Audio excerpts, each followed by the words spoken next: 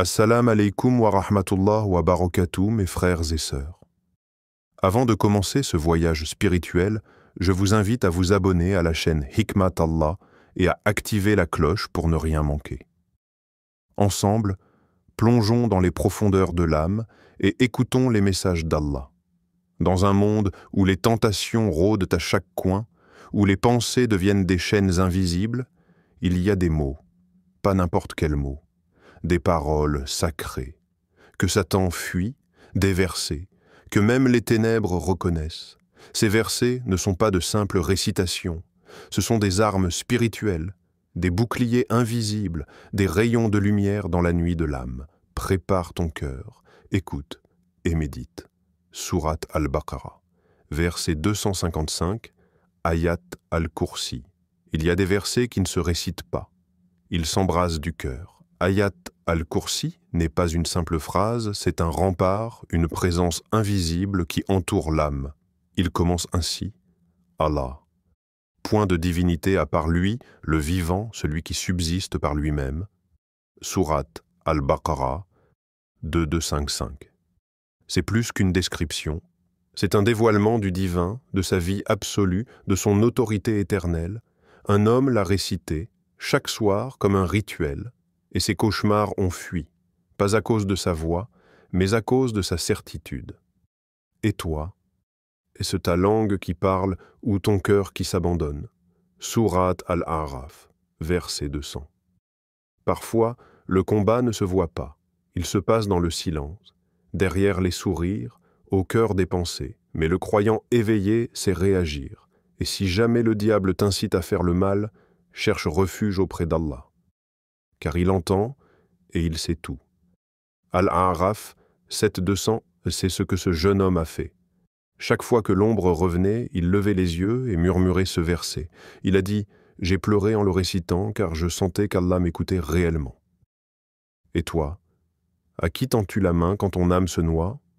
Sourate al-Fussilat, verset 36, il y a des combats où l'on ne lève pas la voix, des duels où le silence, la douceur, sont des épées plus tranchantes que la colère. Allah l'a dit, avec une élégance céleste, et si jamais le diable t'incite à faire le mal, repousse-le par ce qu'il y a de meilleur. Fussilat, 41-36. C'est ce qu'elle a choisi. Une femme, fatiguée de crier, a remplacé ses réponses vives par des paroles calmes. Elle raconte « Ce n'est pas la personne qui s'est tue, c'est Satan qui s'est enfui. » Et toi, et si la vraie victoire, c'était de choisir la paix quand tout pousse à la guerre? Sourate al-Mu'minun, verset.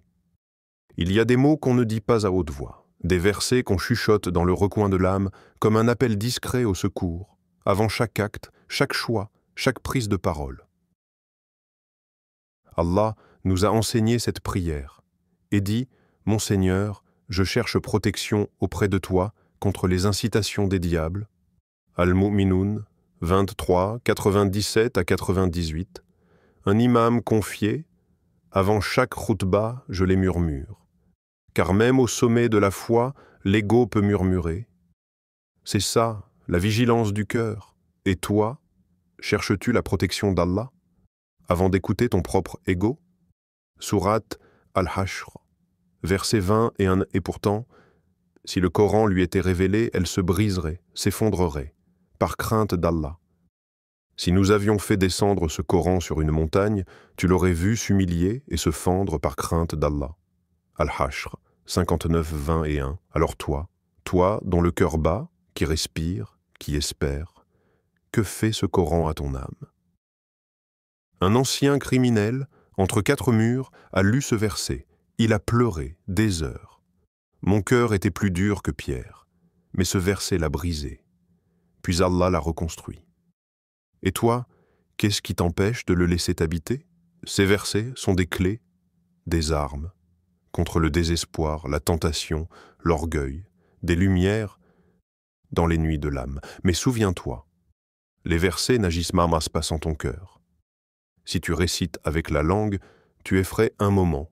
Si tu récites avec l'âme, tu chasses le shaitan à jamais. Le Coran n'est pas un livre de récitation, c'est un remède, un miroir, une révolution. Prends un moment, éteins ton téléphone et récite l'un de ces versets lentement. Ressens chaque mot et dis-toi, aujourd'hui je combats avec la lumière, abonne-toi à cette chaîne si tu veux des rappels qui réchauffent ton cœur et t'éveillent à la réalité. Que ce message soit un réveil, pas une peur, parce que le moment est venu de vivre pour Allah. Wa assalamu alaikum wa rahmatullahi wa barakatuhu.